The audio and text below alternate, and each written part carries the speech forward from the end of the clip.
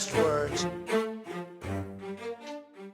Hello, everybody, and welcome back to Best Words. I want to take a broad brush picture at the refugee situation. I'm not going to get into too far into the particulars of it because I have I think, a sentiment that needs to be expressed more clearly, and that is let them all in. Let them all in. What's the big deal? I would like to see those of us on the left stop being afraid of the political consequences of taking a firm line in the sand on this issue. There is absolutely no cost to letting in every single Haitian who shows up in this country, none. Now, here's the interesting thing. We already do this for Cuba. We have a policy if you are Cuban and you can get to this country, you're in. You're in. You got your green card, your permanent residency status. But we don't do this for any other Caribbean country, and we should. And we should for a couple of reasons. The first of which is pretty obvious. We spent the 20th century fucking these countries up. Like, let's not pussyfoot around the issue here. Haiti in particular, we invaded Haiti on multiple occasions. We robbed their central bank. We put incompetent fools in charge of that country. Anytime Haiti did something that bothered the United States, even a little bit, the CIA saw to it that they were punished for it, and their course was corrected. We robbed Haiti of its sovereignty in the 20th century, and arguably the 19th, so that was more France's doing. If we rob a country of their sovereignty, the least we can do is take in everyone who gets here. I think there's a strong moral argument for all of Central America and all of the Caribbean to have uninhibited access to this country. People say, should you just let them all in? And my answer is yes. Yes, we should. Let's stop being afraid of the consequences of right-wingers being outraged. Right-wingers are going to be outraged no matter what. We may as well stick to our principles on this one here. Now, let's look at the practical implications. I have a dog in my lap here. That's okay. Hi, Ruby. What are the practical implications? Well, look, Haiti is a country of 11 million people, okay? We could absorb the entire nation of Haiti into the United States and barely feel it. Barely feel it. Like 1% of the United States population is 3.5 million people. So it would add 3%, less than 3% to our entire population, and would barely be a blip. We could take in all of El Salvador. We could take in all of Nicaragua, and honestly, you'd barely feel it, right? The United States is huge.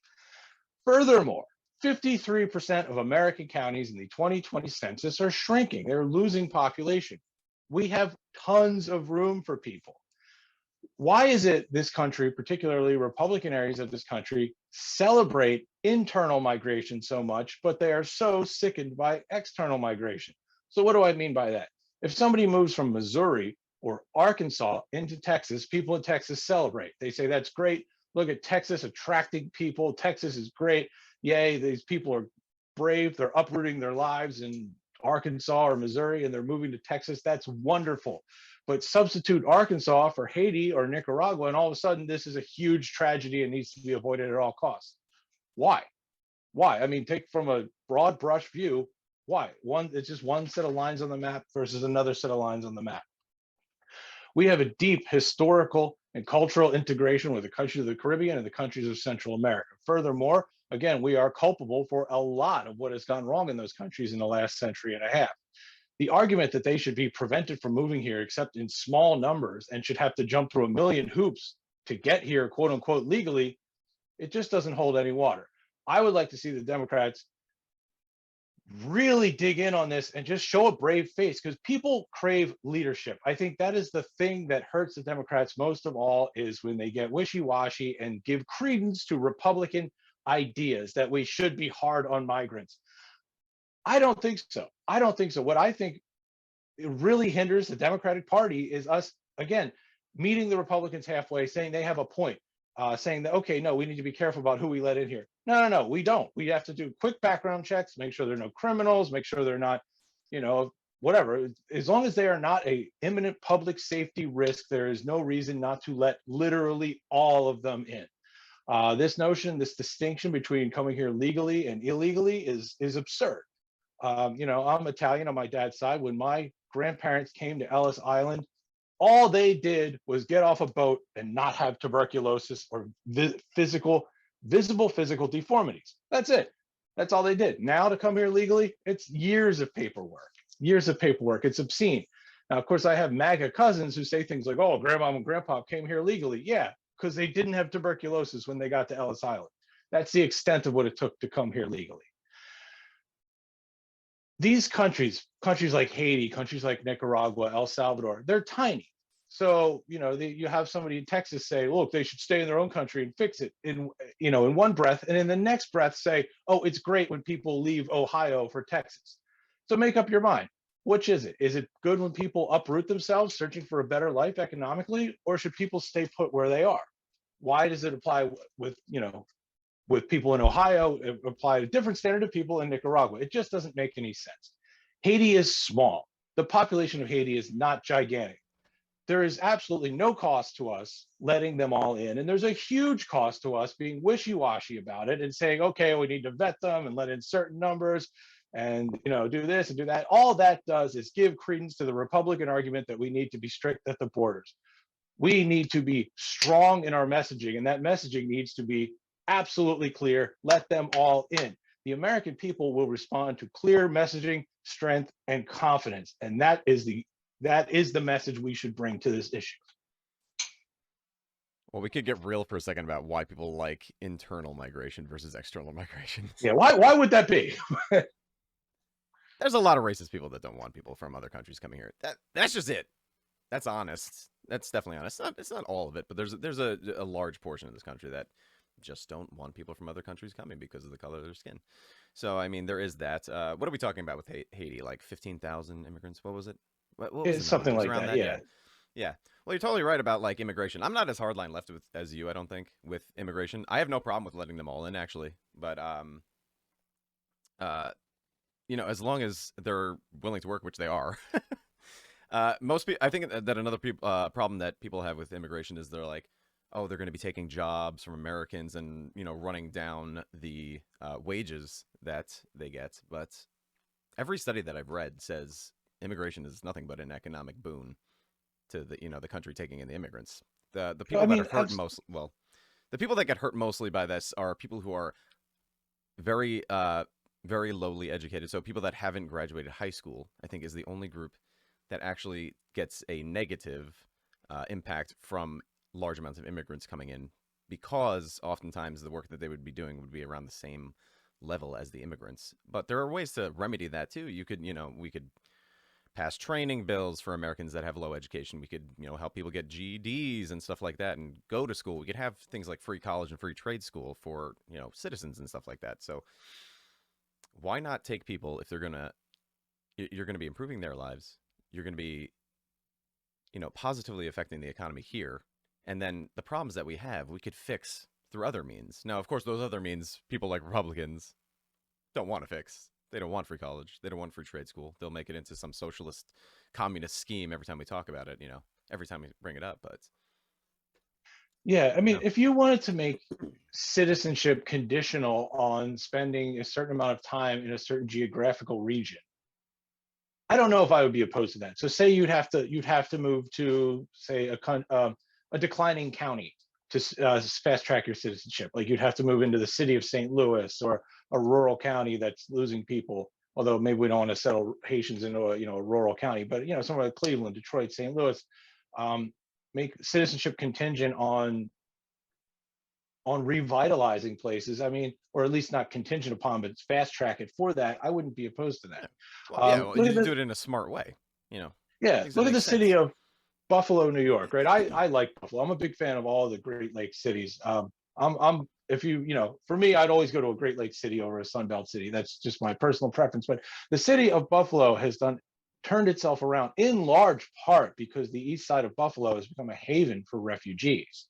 And they have absolutely revitalized areas of that city that were, run down and decrepit in the 80s, are now lively and full of shops and cafes and new housing and new residents. And all of that is because the city was extremely welcoming to refugees. I mean, the costs of letting these people in is not just nil. It's like the cost is rejecting them. That is the costlier proposition. Yeah, I could get behind that. I do hear people that are like, look, we can't just take everybody in I mean, I actually don't believe that. I think that we could take most people that want to come in here, and it would be a benefit to us. But I think that we should do it in a smart way. We can't. We do need people to not just come and they're not able to provide for themselves. In my opinion, they should be able to work. As long as they want to create a better livelihood for themselves.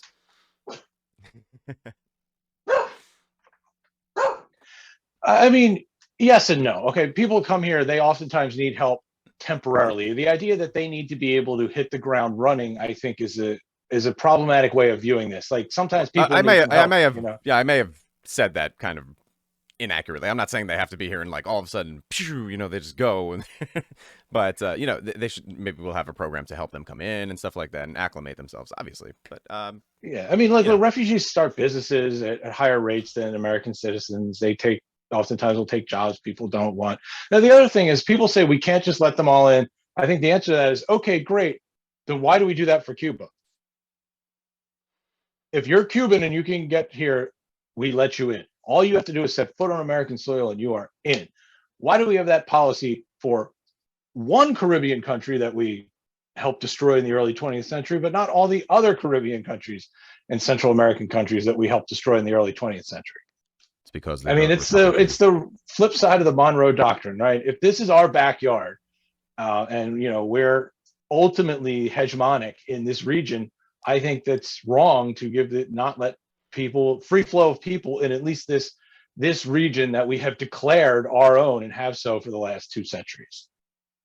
Yeah, well, I think that a large reason why they don't have a problem with Cubans coming in is because the large amount of the Cubans that come in are vote right wing. So, of course, they're not going to say anything about that. We saw that in Trump's the election in 2020. Florida heavily swayed in favor of Trump, and a large portion of that was because of the Cuban immigrants that are there. Very, very, right wing compared to other immigrants from other countries. So that's what Yeah, I mean, I just like to see our side.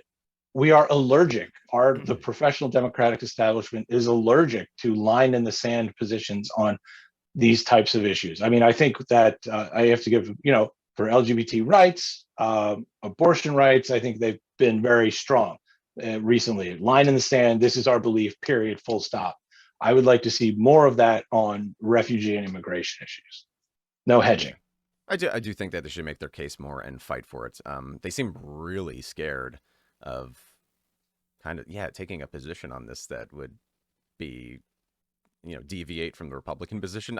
There's not much of a difference between Trump's positions on immigration and Joe Biden's. If I'm being honest, it's kind of the same thing. So if you voted for Biden because of this issue, kind of be wondering like, wait a second, why did I do that? There's no opposition party right now kind of with immigration. It's just kind of one straight line. They got Kamala Harris going out there, the parading her around, giving her this impossible task, telling people to don't come here, And I don't know, it's kind of sickening. Look at the optics that we're talking about here. This is just awful shit that we're seeing. I don't know. Biden really needs to kind of sack up on this and just stop being a little bitch, I think.